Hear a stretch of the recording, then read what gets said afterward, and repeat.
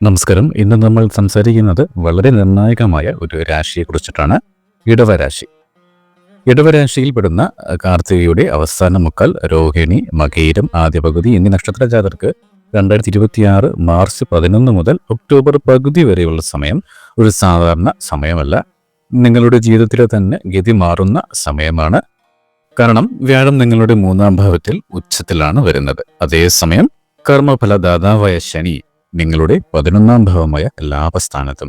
ഇതിലും വലിയൊരു പ്രത്യേകത എന്തെന്നാൽ ഈ ഉച്ചത്തിൽ നിൽക്കുന്ന വ്യാഴം ശനിയെ ദൃഷ്ടി ചെയ്യുന്നുണ്ട് എന്നതാണ്. ഈ ഒരു സ്ഥാനം തൊഴിൽ, സാമ്പത്തികം, കുടുംബം, ആരോഗ്യം, ബിസിനസ്, വിദ്യാഭ്യാസം എന്നിവയിൽ എന്തൊക്കെ അത്ഭുതങ്ങളാണ് വരുത്തുന്നത് എന്ന് വിശദമായി ഈ അധ്യായത്തിലൂടെ മനസ്സിലാക്കാം. ആദ്യം നമുക്ക് ഈ കാലയളവിലെ ഗ്രഹനില ഒന്ന് കൃത്യമായി മനസ്സിലാക്കാം. ഇടവരാശിക്കാരെ സംബന്ധിച്ചിടത്തോളം വ്യാഴം ഇപ്പോൾ നിൽക്കുന്നത് 3-ാം ഭാവത്തിലാണ്, അതായത് കർക്കടകം രാശിയിൽ. സാധാരണ 3-ൽ നിൽക്കുന്ന വ്യാഴം അത്ര ഗുണകരമല്ല എന്ന് പറയാറുണ്ട്.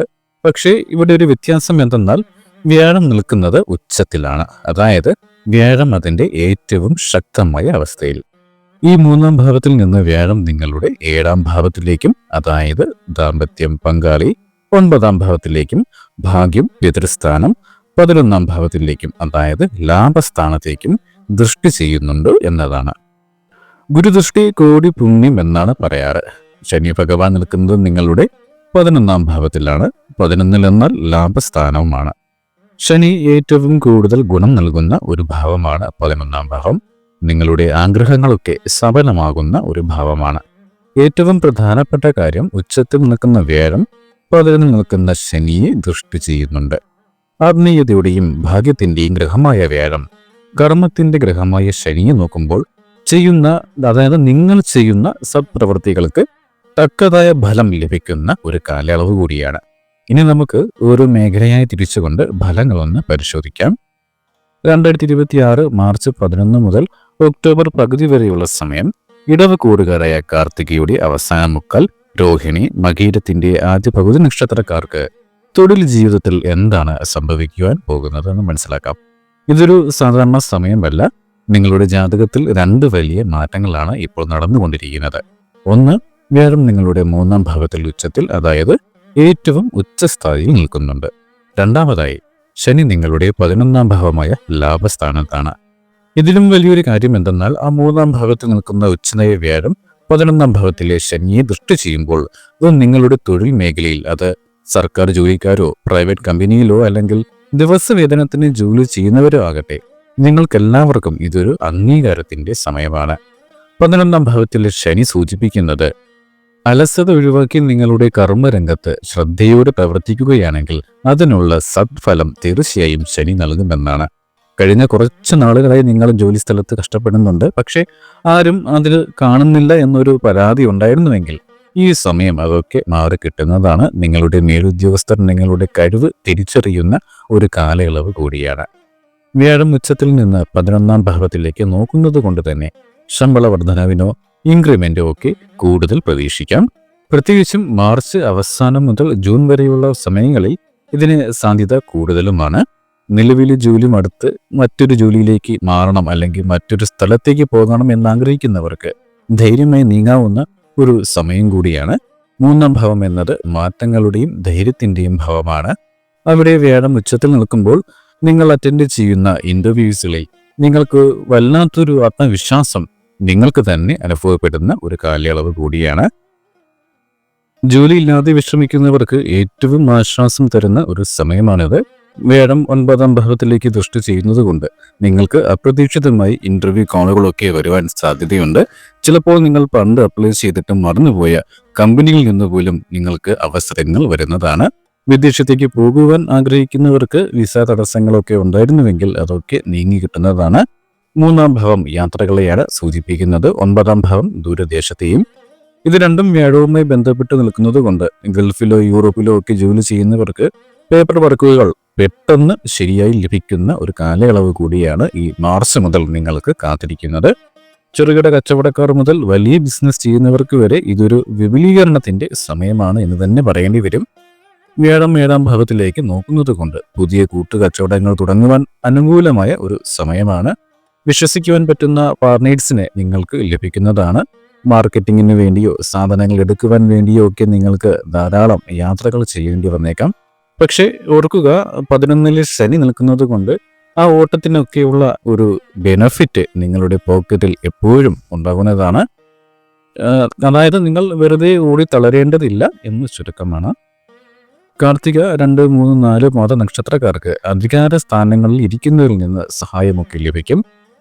സർക്കാർ സംബന്ധമായ കോൺട്രാക്റ്റുകൾ, ലൈസൻസുകൾ എന്നിവ പെട്ടെന്ന് ലഭിക്കുന്ന ഒരു സമയമാണ്. രാഷ്ട്രീയ രംഗത്ത് പ്രവർത്തിക്കുന്നവർക്ക് നല്ല പേര് സമ്പാദിക്കുവാൻ സാധിക്കും. രോഹിണി നക്ഷത്രക്കാർക്ക് കല, മീഡിയ, വസ്ത്രവ്യാപാരം, ഫുഡ് ബിസിനസ് എന്നിവയിൽ പ്രവർത്തിക്കുന്നവർക്ക് അനുകൂലമായ ഒരു സമയമാണ്. നിങ്ങളുടെ ക്രിയേറ്റീവ് ഐഡിയകൾക്ക് ജോലിസ്ഥലത്ത് വലിയൊരു നേട്ടമുണ്ടാകുന്ന ഒരു സമയം കൂടിയാണ്.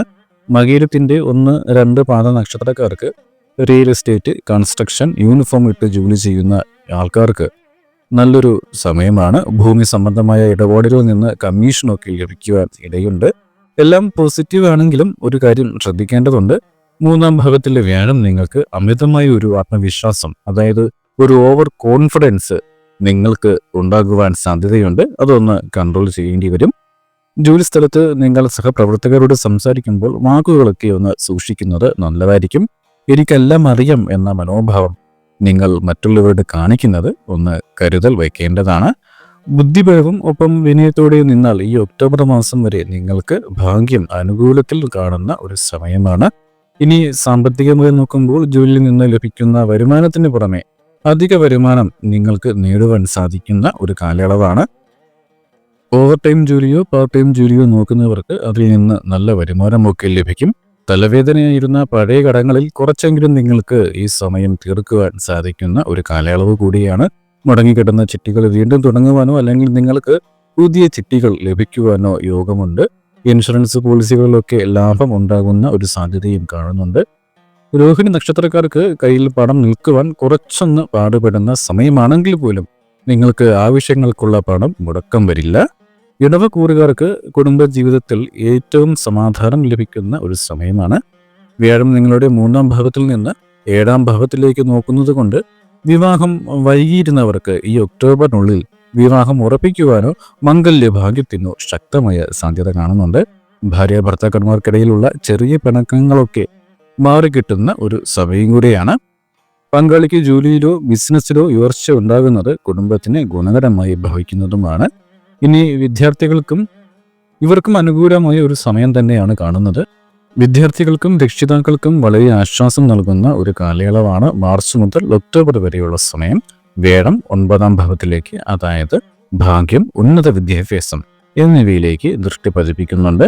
അതുകൊണ്ട് നിങ്ങൾ ആഗ്രഹിച്ച ഒരു കോളേജിലോ അല്ലെങ്കിൽ ഇഷ്ടപ്പെട്ട ഒരു കോഴ്സിനോ അഡ്മിഷൻ ലഭിക്കും.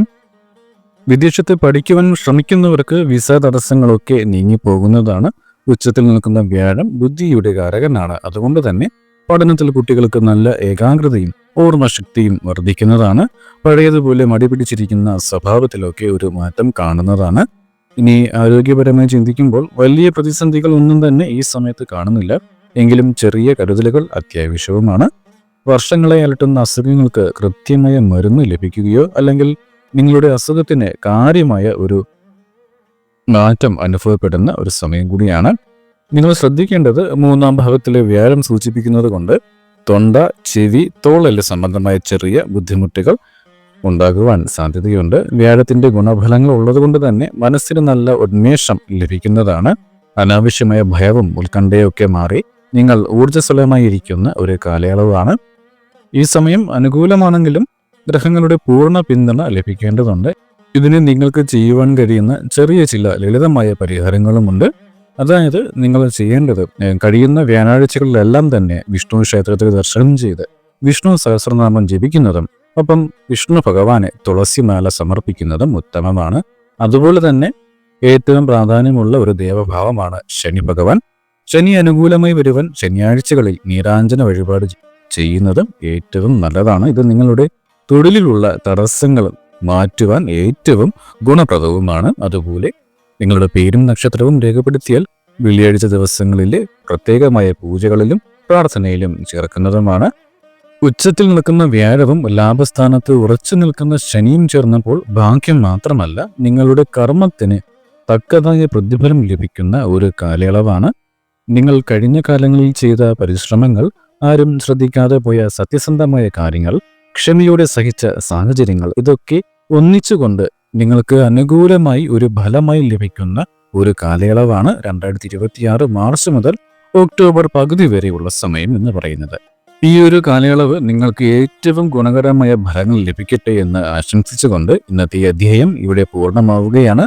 പുതിയൊരു അധ്യായവുമായി വീണ്ടും കാണാം. ഏവർക്കും നന്ദി, നമസ്കാരം.